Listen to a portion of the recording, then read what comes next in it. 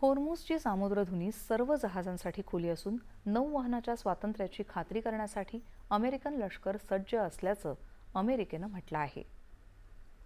इराणच्या Islamic revolutionary guard कॉर्प्सनं पुढील आदेशापर्यंत ही मोक्याची सामुद्रधुनी बंद करण्याची घोषणा केल्यानंतर काही तासातच अमेरिकेच्या सेंट्रल कमांडनं कायदेशीररित्या प्रवास करू इच्छिणाऱ्या सर्व जहाजांसाठी होर्मुझची सामुद्रधुनी खुली असल्याचं जाहीर केलं आहे. या सामुद्रधुनीतून जहाजांची वाहतूक अविरतपणे सुरू आहे. तसंच इराणची आक्रमकता, छळवणूक, धमक्या आणि मनमानी असूनही नौवहनाचं स्वातंत्र्य सुनिश्चित करण्यासाठी अमेरिकन सैन्य तिथं तैनात आहे, असं अमेरिकेनं म्हटलं आहे. होर्मुझच्या सामुद्रधुनीवर इराणचं नियंत्रण नाही आणि सुरक्षित वाहतूक मार्ग खुले आहेत, अमेरिकेच्या सेंट्रल कमांडनं सांगितलं.